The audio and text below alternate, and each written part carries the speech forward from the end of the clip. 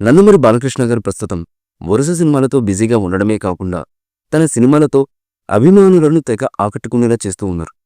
ఇప్పటికే వరుసగా 4 సినిమాలు విజయాలను అందుకున్నారు బాలయ్య గారు. తన తదుపరి చిత్రం అఖండ 2 సినిమాలో నటిస్తూ ఉన్నారు. డైరెక్టర్ బోయపాటి శ్రీను ఈ చిత్రాన్ని తెరకెక్కిస్తూ ఉన్నారు. ఈ సినిమా షూటింగ్ కూడా ఫుల్ స్వింగ్లో నడుస్తున్నట్లుగా వార్తలైతే వినిపిస్తున్నాయి.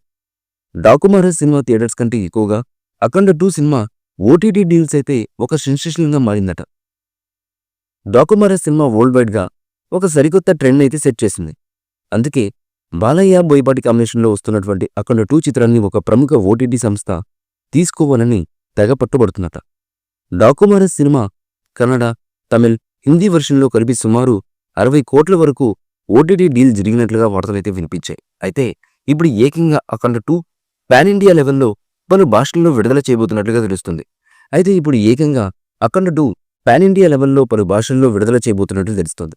దీంతో 80 కోట్ల వరకు ఈ సినిమాని ఓటీటీ డీల్ సెట్ చేయబోతున్నట్లుగా తెలుస్తుంది.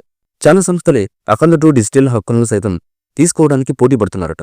200 కోట్లకు పైగా భారీ బడ్జెట్తో తెరకెక్కిస్తున్నటువంటి ఈ అఖండ 2 సినిమా ఓటీటీ డీల్ సెట్ అయితే దాదాపుగా సగం బడ్జెట్ నాన్ థియేట్రికల్ రైట్స్తోనే కవర్ అవుతాయని అభిమానులు భావిస్తున్నారు.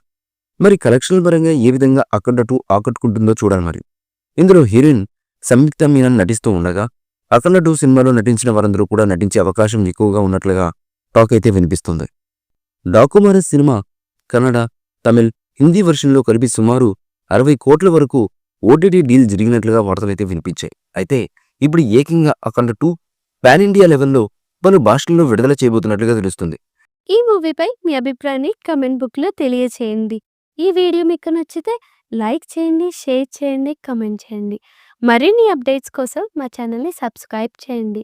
అలాగే పక్కనే ఉన్న గంట సింబల్ని గట్టిగా కొట్టండి.